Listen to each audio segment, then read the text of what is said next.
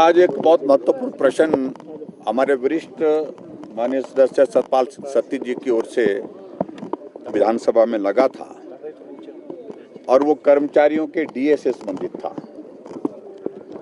और मैं इस बात को स्पष्ट कर दूं कि हिमाचल प्रदेश में कांग्रेस पार्टी की सरकार जब आई है तो कर्मचारियों का बहुत बड़ा योगदान उसमें रहा है। कर्मचारी हितैषी कांग्रेस पार्टी है, ये एक तरह का भ्रम उनने कर्मचारियों के बीच में फैलाया था और उसकी अब पोल खुल गई।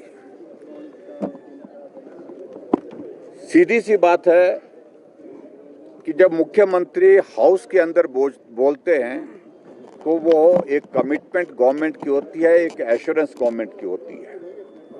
और बजट भाषण में कोई बात अगर कही जाती है, अनाउंस की जाती है, तो वो अनाउंसमेंट जो है वो टॉप प्रायोरिटी पर होती है, वो कमिटमेंट होती है, फुल एंड फाइनल कमिटमेंट होती है।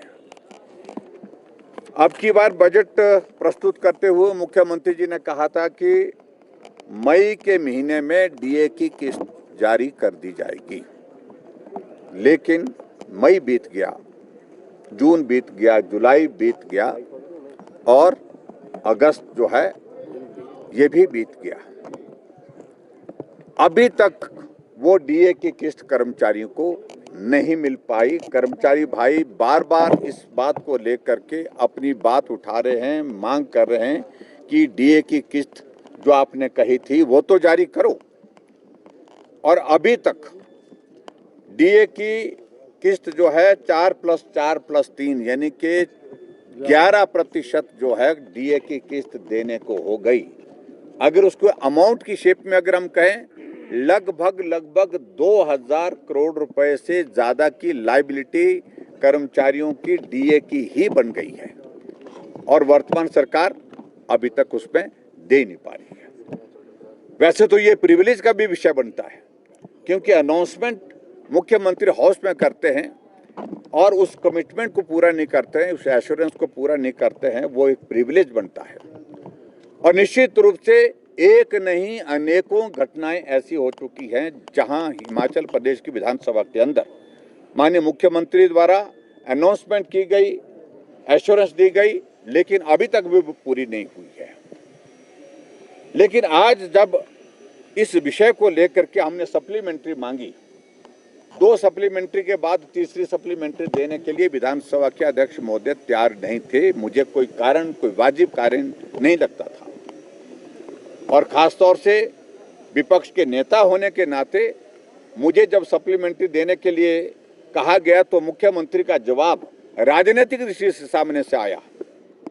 कहा कि 10,000 से ज्यादा एरियर जो है आपकी गवर्नमेंट का देने को रहा था। क्या उनको अच्छी तरह से इस बात की भी जानकारी है कि जब वीरभद्र सिंह जी हिमाचल प्रदेश में सरकार छोड़ के गए थे, कांग्रेस की सरकार के बाद जब भारतीय जनता पार्टी की सरकार हिमाचल प्रदेश में बनी थी, उस वक्त भी एरियर इससे कम नहीं था, इससे ज्यादा ही था।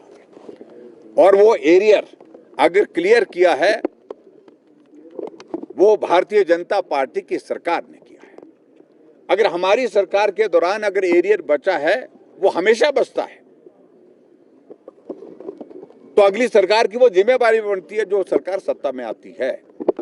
तो जिम्मेवारी सुख की सरकार, व्यवस्था परिवर्तन की सरकार की थी, जो जिम्मेवारी उन्होंने नहीं निभाई। इसलिए आज जब हम इस बात को लेकर के जब मुख्यमंत्री राजनीतिक प्रश्न के राजनीतिक उत्तर दे रहे थे सारी चीज का, तो हमने कहा ये उत्तर नहीं हो सकता है। आप पहले यही बताइए कि जो आपने बजट अनाउंसमेंट की थी वो कब तक पूरा कर रहे हैं। हम आने वाले समय में करेंगे, जब आने वाले समय में करेंगे, तो ये कोई उत्तर नहीं बनता है। आर्थिक स्थिति जब ठीक होगी, और आर्थिक स्थिति ठीक होने की संभावना अभी तक कई वर्षों तक नहीं है और वर्तमान सरकार के कार्यकाल में तो बिल्कुल भी नहीं है।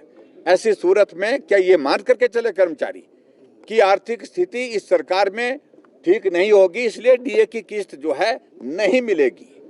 तो ये बात आज जब हमने पूछी तो उसका उत्तर उन्होंने जब नहीं दिया, और खास तौर से जब आर्थिक स्थिति के लिए हमको जिम्मेवार ठहराते हैं, उनको इस बात को समझना चाहिए कि रेवेन्यू डेफिसिट ग्रांट का जिक्र कर रहे थे। रेवेन्यू डेफिसिट ग्रांट जो है फाइनेंस कमीशन ने ऐसा नहीं है कि लास्ट में अनाउंस की थी, पहले अनाउंस की हुई थी और वो हर साल टेपर डाउन होनी थी, कम होनी थी। अपनी कमिटमेंट, अपने वादे, अपनी घोषणाएं उसके हिसाब से उनको करनी चाहिए थी। ये सदन के सदस्य थे जो वर्तमान में मुख्यमंत्री हैं, उस वक्त विपक्ष में थे, तो उस वक्त इनको इस बात को समझना चाहिए था। लेकिन हमारा कहने का मतलब यही है कि जो कमिटमेंट की थी, जो घोषणा की थी, जो एश्योरेंस दी थी, उस एश्योरेंस को कब तक पूरा करेंगे, इसका कोई जवाब उनकी ओर से जब नहीं मिला, तो ऐसी सूरत में जो कहा बार बार कि जब स्थिति सुधरेगी, स्थिति तो सुधरेगी नहीं, तो इसका मतलब है कि इस सरकार के कार्यकाल में डीए की किस्त जारी नहीं होगी। और ऐसी स्थिति में कर्मचारियों के हित को ध्यान में रखते हुए हम सदन से वॉकआउट करके आए। Thank you.